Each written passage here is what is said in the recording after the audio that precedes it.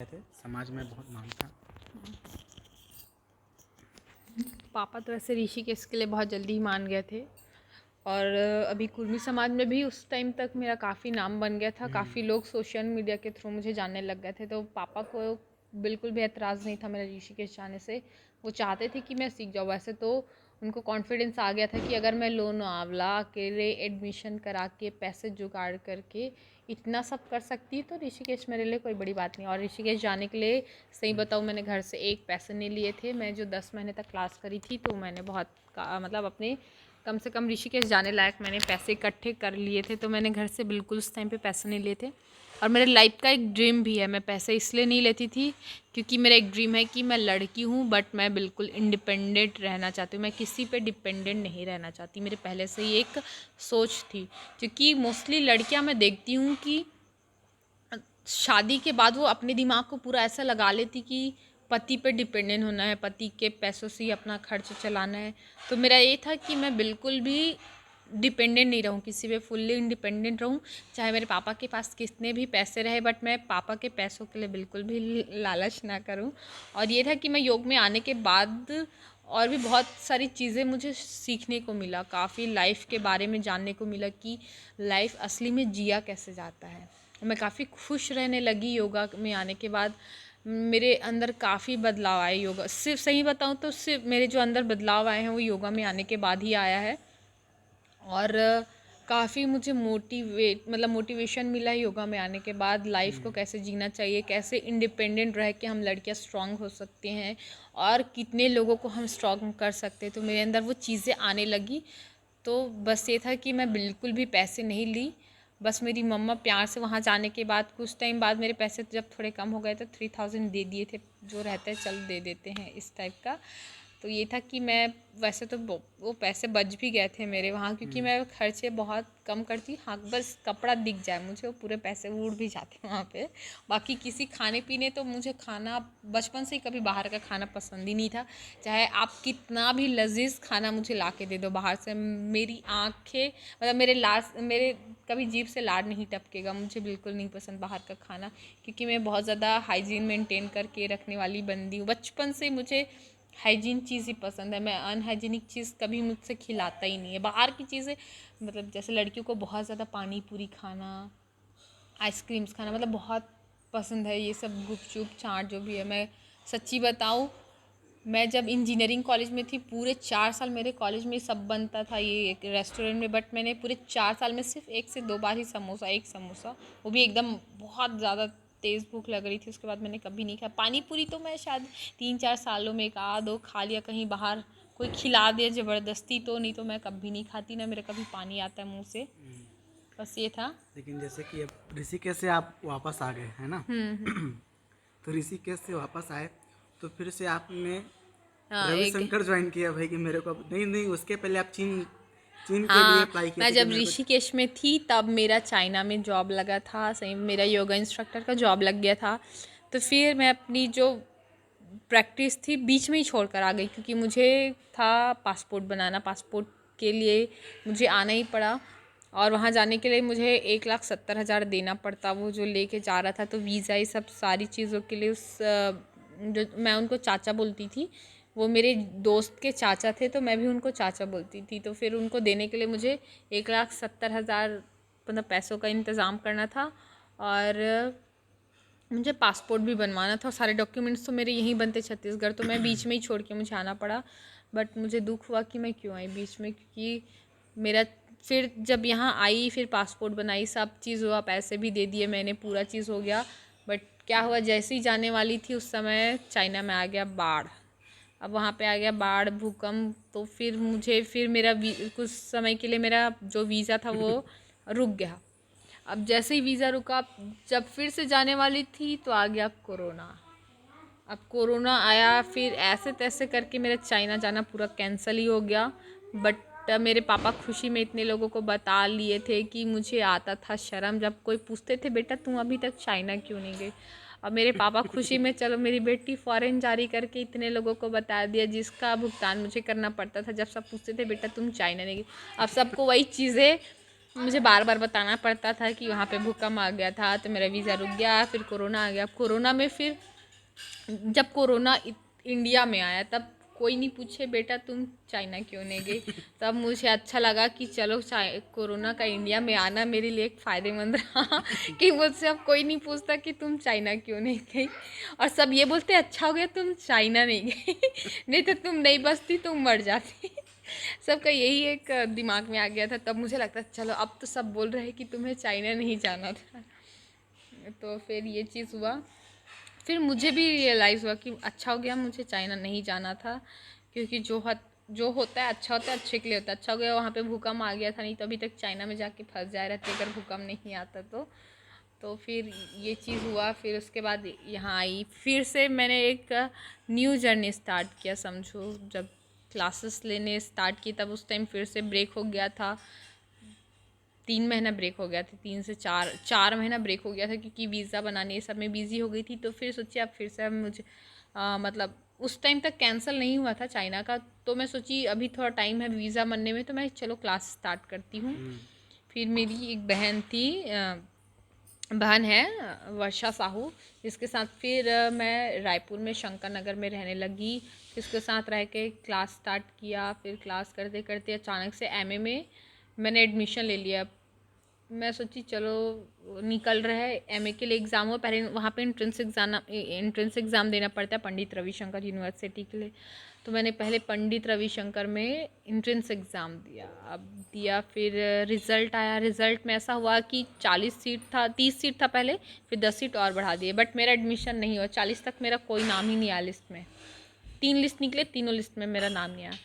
अब 15 दिन हो गया था, क्लास स्टार्ट हुआ यहाँ पे। फिर एक बच्चा जो था, बंदा, लड़की थी कि लड़का नहीं पता, वो बीच में ही क्लास छोड़ के चले गया, मतलब उनको नहीं करना था आगे, तो उन्होंने अपना नाम कटवा लिया। तो अब एक सीट और खाली हो गया, तो था एचओडी को कि एक सीट क्यों खाली जाए, कोई हो तो उसको भर लेते हैं। तो फिर उनके दिमाग में जितने लिस्ट उन्होंने तैयार किए थे, जितने बच्चे फॉर्म भरे थे, तो उनको था कि उसमें मोस्टली एसटी वाले, एसटी एससी भरे थे पूरे अपने क्लास में, और कोई भी इंजीनियरिंग के छात्र नहीं थे, छात्र नहीं थे। इंजीनियरिंग में 3 लोग ही फॉर्म भरे थे योगा का, तो जिसमें मेरा सबसे ज़्यादा हाईएस्ट परसेंटेज था इंजीनियरिंग के जो फॉर्म भरे थे उसमें से। तो एचओडी सर ने मुझे कॉल किया और बोला कि तुम योगा में एडमिशन लेना चाहती हो। तो मैं एकदम खुशी से, मेरे सिर्फ मुँह से एकदम फट से जवाब निकला, हाँ सर। हाँ निकला। फिर बोले कि देखो अब तुम्हें एडमिशन चाहिए तो तुम आधे एक घंटे में आके अपना फॉर्म भर लो, पैसा जमा कर दो, तुम्हें हो जाएगा। अब मैं बोली सर मैं तो गांव में उस समय मैं गांव में थी, तो बोली कि सर मैं गांव में हूँ अभी, मुझे तो थोड़ा टाइम लग जाएगा आने में। तो बोले ठीक है तुम 2 घंटा ले लो। तो मैं फट से आधे घंटे में रेडी वेडी होके निकल गई। 1 घंटे में रायपुर भी पहुँच गई।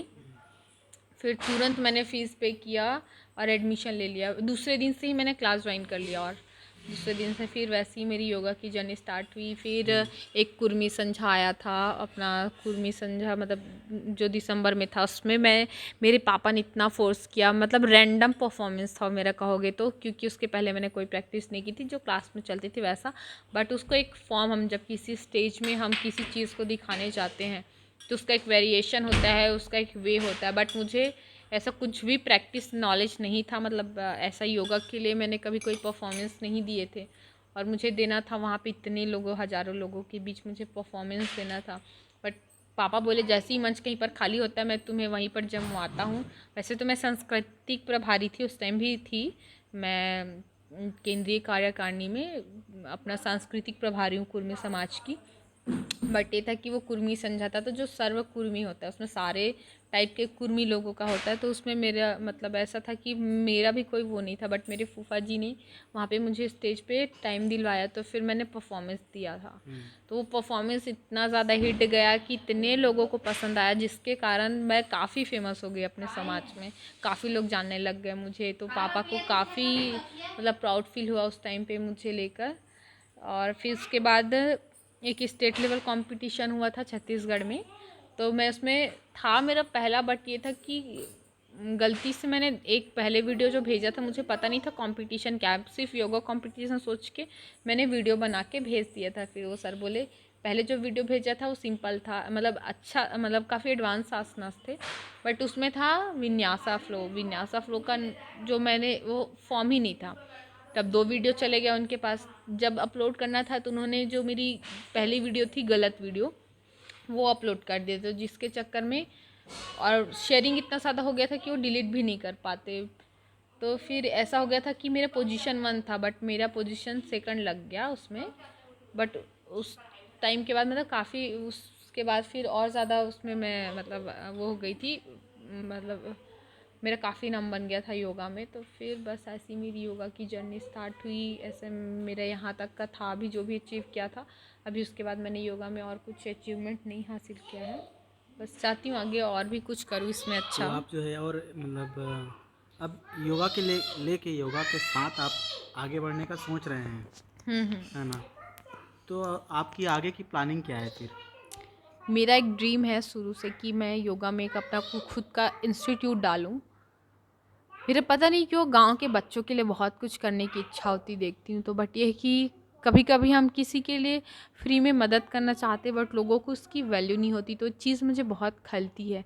ऐसे लगता है कि हमको कभी कुछ नहीं मिली तो भी हम अपने कुछ भी मिल जाए उसको पाने के लिए इतनी जुनून होते थे। गांव में रह के भी मैं काफ़ी इस चीज़ मतलब मैं तो बहुत एक्टिव थी अपने लाइफस्टाइल को लेकर, और मुझे बहुत मज़ा आता था मतलब हर नई नई चीज़ें करना। मैं कभी एक चीज़ नहीं कर सकती।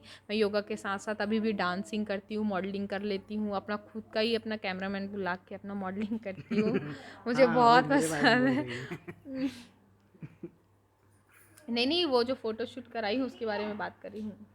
हाँ, तो ठीक है। वो हाँ, दूसरा फोटोग्राफर है। वीडियो बनाना मुझे एल्बम मतलब नहीं होता कुछ। पूरे लॉकडाउन का मैंने इतने अच्छे से फ़ायदा उठा, मतलब ऐसा लगता था एक दिन मैं फ्री नहीं हूँ। मैं पूरे लॉकडाउन में इतने अच्छे अच्छे योगा के वीडियोस बनाए, सारे जो जो पेशेंट के लिए कौन कौन से पेशेंट के लिए कौन कौन से आसनास अच्छे होते हैं उस पर मैंने बहुत अच्छे से वीडियो बनाया। और कुछ कुछ एल्बम जैसे काली माता आपने देखा, जो छत्तीसगढ़ी सॉन्ग अरपा पैरी के धार, काफ़ी अच्छे से वो वीडियो वायरल हुआ था। अब यही सब चीज़ें मतलब मुझे हर नई नई चीज़ें करना बहुत पसंद है। एक्टिविटीज़ में मैं ये तो था कि मैं गांव के बच्चों को कुछ, मैं यहाँ पे टीम था मेरे बच्चों का जो कि अभी टूट गया। वो बच्चे लोग में वो जुनून नहीं दिखता कुछ करने के लिए। वो बस डांट डांट के जो कराती थी तो कर लेते थे, करते बहुत अच्छे हो बच्चे लोगों का। योगा काफ़ी अच्छा है, मैं उसको आगे एक भी चीज़ मैं लेके। यहाँ पे आपको बोलना चाहूँगा। क्या होता है कि कुछ चीज़ों को समझाने पे ना, जैसे कि बच्चे गांव के हैं, एकदम से नहीं सीख पाएंगे, लेकिन आपको उनको समय देना पड़ेगा। जैसे मोस्टली अपन भी देखते हैं कि हाँ। आपने 4 दिन सिखाया, महीने भर सिखाया, तो मैंने, जब तक उनके दिल और दिमाग में नहीं घुसेगा वो चीज़, तब तक वो नहीं सीख पाएंगे। तो उसमें डालने के लिए, उनके दिमाग और दिल में डालने के लिए आपको उनको समय देना पड़ेगा। हाँ, मैं उसको पूरे हर सैटरडे संडे अपना छुट्टी निकाल कर, जब छुट्टी होता था उसमें मैं गाँव के उन बच्चों को सिखाती थी। बट मेरे को बुरा इसलिए लगा तब जब मैं लॉकडाउन में 4 महीने थी यहाँ पे। गांव में कोई लॉकडाउन नहीं चल रहा था, यहाँ पे कोई कोरोना का कुछ भी नहीं आया था। बच्चे पूरे घर के बगल के ही हैं। तो ऐसा था कि यहाँ गार्डन, मेरा गार्डन काफ़ी बड़ा है तो वहाँ पे प्रैक्टिस कर सकते हैं सोशल डिस्टेंसिंग को भी पालन करते हुए। बट मैं 1 महीने स्टार्टिंग में कोरोना के नहीं चाहती थी कि बच्चे भी आएँ। बट जो 3 महीने में जब नॉर्मल हो चुका था तो मैं चाहती थी बच्चे, मैं जब घर पे हूँ, जब कुछ भी क्लासेस नहीं चल रही तो मैं उनको अच्छे से दूँ। यहाँ तक मैं उनके घर जा जा के बुलाती थी बच्चों को। सिर्फ 2 बच्चे आते थे, बाकी बच्चे अपने रोज़ घूमते थे बट कोई आते नहीं थे। तो मुझे बुरा लगता था कि मैं जिन बच्चों के लिए इतना करना चाहती हूँ उन बच्चों को तो कोई है ही नहीं कि वो करे। मुझे बहुत बुरा, मैं उन बच्चों के लिए इतने सारे कपड़े भी लिए थे उनके योगा ड्रेस के लिए। और बच्चे लोग काफ़ी डांस में फेमस भी हो चुके हैं कि उनको मतलब इस एरिया में, मतलब इस गांव में उन बच्चों का ऐसा टीम है कि जब भी कुछ होता है यहाँ पे प्रोग्राम तो उन्हीं बच्चों का सबसे पहले डांस रखा जाता है। तो मुझे काफ़ी अच्छा लगता था कि कोई बच्चे दिक्कत नहीं इतने। है, आपको हमेशा उनको पकड़ के रखना और चाहिए। नहीं फिर ये था कि उनको मुझे पकड़ आगे के क्या रखिए। करना है। अब मैं तो योगा में ही करना चाहती हूँ। मेरा ड्रीम है कि मैं अपना क्लास डालूँ।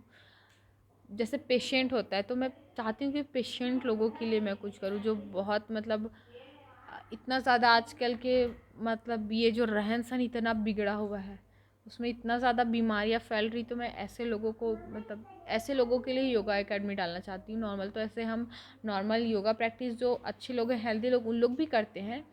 तो उसके लिए भी बट मैं एक थेरेपी जैसा अपना योगा सेटअप डालना चाहती हूँ कि योगा के थ्रू और जो नेचुरोपैथिक थ्रू हम कैसे किसी का प्रॉब्लम्स क्योर कर सकते हैं, उस चीज़ के लिए मैं योगा अपना कुछ डालना चाहती हूँ। और भी है बहुत सारी प्लानिंग, बट हर तो आप चीज़ मैं यहाँ छत्तीसगढ़ पे नहीं में कर सकती। जैसे कि अब अपन देखते हैं बेंगलोर में देखते हैं, लोनावाला में देखते हैं, योगा और योगा थेरेपी के माध्यम से लोग बड़ी बड़ी बीमारियों को ठीक करने का दावा करते हैं। तो आप भी ऐसा कुछ दावा हाँ, करेंगे? मैं बिल्कुल दावा करती हूँ कि क्योंकि मैं भी जब बचपन में थी, जब मैं योगा स्टार्ट नहीं करी थी उसके पहले मुझे पता नहीं क्या प्रॉब्लम थी, बट मुझे हमेशा पेट में बहुत दर्द होता था।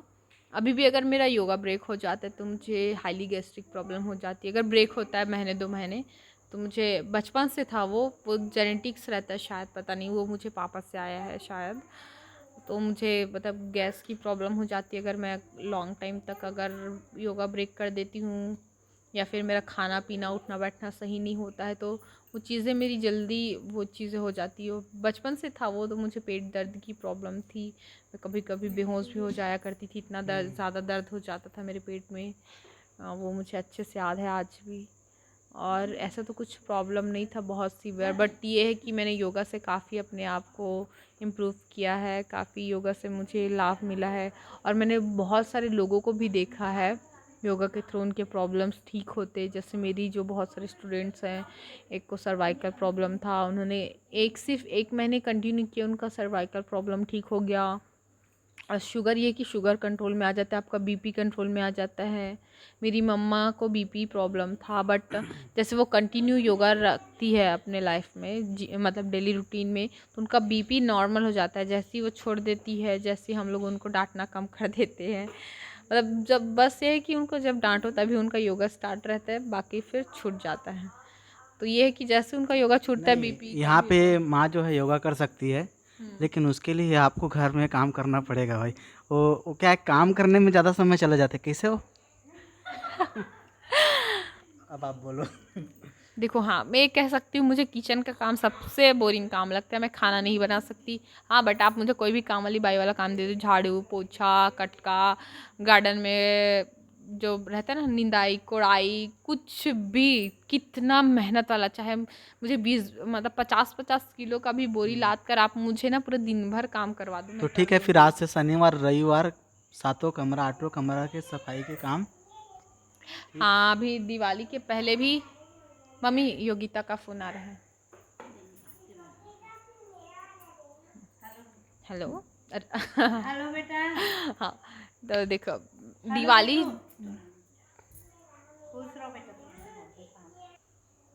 जैसे कि मैंने बताया, मैं सारे काम वाली बाई वाला काम कर सकती हूँ, बट पता नहीं क्यों मुझे किचन के काम इंटरेस्ट नहीं आता, और मुझे पापा भी कभी फोर्स नहीं करते।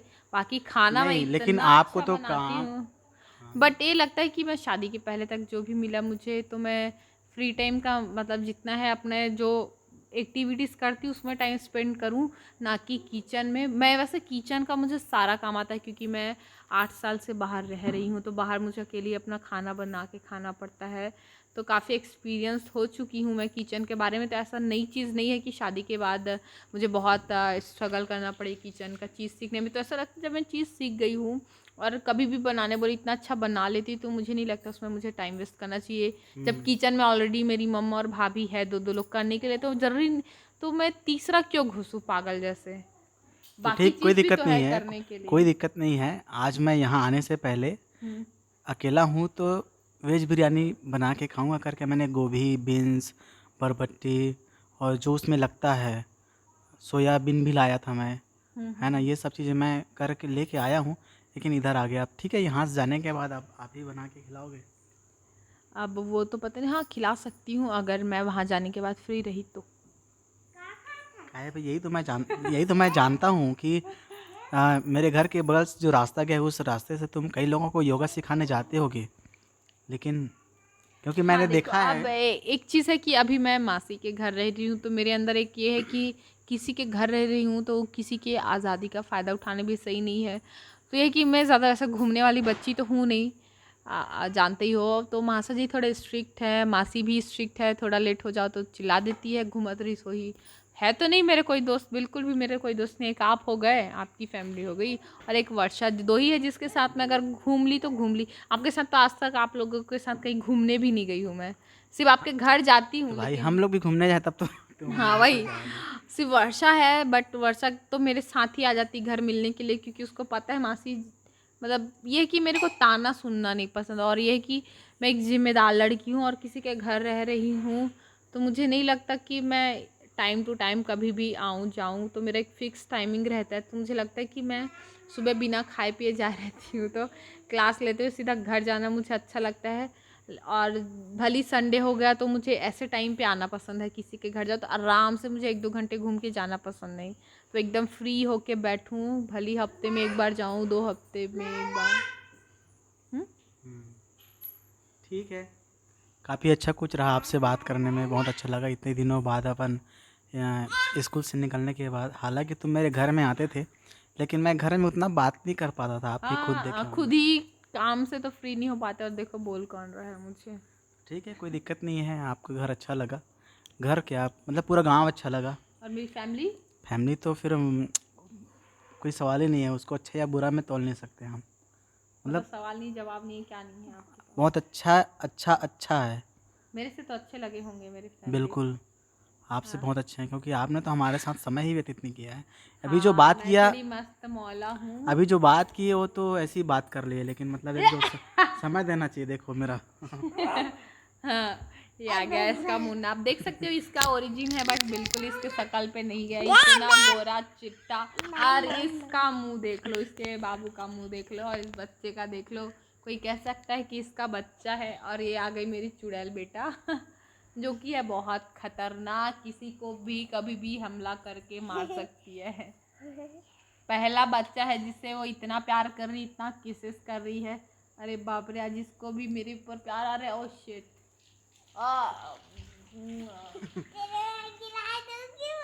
हाँ मेरे को गिरा देगी मेरा बच्चा। एक जन ए, बाबू बाबू बाबू बाबू बाबू ए बेटा, भाई को लग जाएगा ना। रे तनी गिर गए, तू भी तो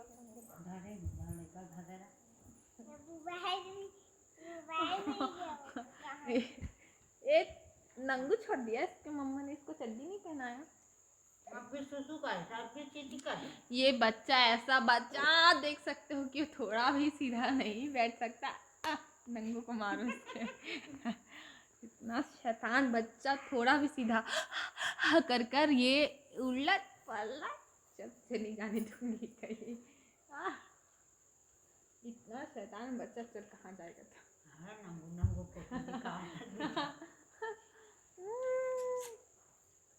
और क्या बताऊँ मैं, वैसे तो मैं मस्त मौला लड़की हूँ, क्या बताऊँ मैं, अपने से ही मुझे फुर्सत नहीं मिलता। मैं इतनी खुश रहती हूँ अपनी लाइफ में, पता नहीं दुख क्या होता है, मुझे पता ही नहीं चला इन 2 सालों में योगा में आने के बाद मतलब इतनी खुश रहती हूँ, मुझे किसी चीज़ का कोई डिप्रेशन नहीं होता। और यह है कि मैं थोड़ा सा ना गैर जिम्मेदार हूँ, जब किसी फ्रेंड को बुलाते हैं बट किसी को खाना खिलाना है टाइम पर, क्योंकि मैं खुद टाइम पे नहीं खाती हूँ कभी, मुझे भूख ही नहीं लगता, ऐसा लगता है मेरा भूख मर जाता ये है इसलिए जब। बता रही है कि भाई हमसे कुछ बुरा सुनने को ना मिले, समझ रहा हूँ। कोई दिक्कत नहीं है।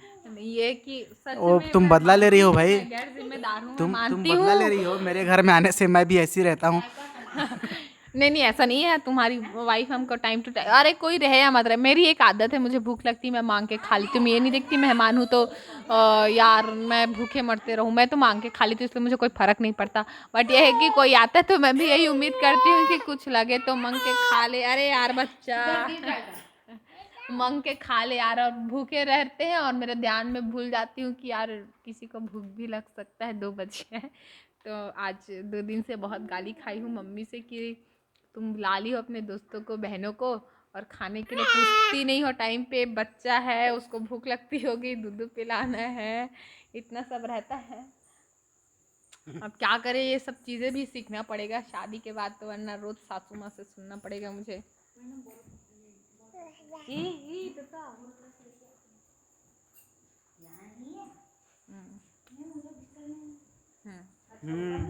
काफ़ी अच्छा अनुभव है, मतलब लाइफ को लेकर आपका?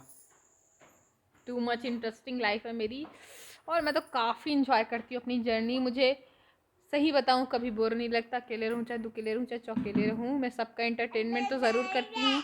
मेरी लाइफ का एक ऐसा भी वो है कि अगर मैं जाऊँ तो मैं ये नहीं चाहती कि लोग मुझे भूल जाए, इसलिए मैं ज़रूर कुछ इंटरटेनमेंट करके आती हूँ ताकि लोग को कम से कम थोड़ी देर के लिए सही उसके चेहरे पे मैं स्माइल ला सकूँ, उसके दिन भर के जो थकान है उसको भुलाकर उसके चेहरे पे थोड़े समय के लिए सुकून भरी हंसी लेके आ सकूँ। तो ऐसी मेरी एक सोच भी है। हमारे क्लास में एक लड़की थी, तुमको याद नहीं होगा। राधिका नहीं नहीं नहीं, राधिका तो है वन और है कौन ना। लड़की थी? राधिका तो थी, लेकिन हमारी एक क्लास मॉनिटर भी थी, हेड मेघा बघेल। क्या कहना चाहोगे? हाँ हाँ हाँ। वैसे तो मैं किसी के लिए बैर नहीं रखती, ना किसी के लिए जलिस भावना रखती हूँ, बट पता नहीं उस लड़की को ऐसा क्या था, पता नहीं वो मेरे चप्पल को देखकर जज करती थी। हाँ था कि वहाँ पे कि हाँ शूज़ पहन कर जाना कंपलसरी था, बट एक दिन क्या हुआ था, मेरा सॉक्स एक ही मेरे पास, शायद नहीं वैसे तो मेरे पास हमेशा दो दो के रहते हैं, बट क्या होता मैं स्लीपर पहन के गई थी और उस टाइम मैं एकदम सू में जल्दी पकड़ो, पोछूंगी, पकड़ो पकड़ो, दिमा हक दरी सोफा में पोछावे अरे नहीं। पहुंचना होकर से रे इधर ही।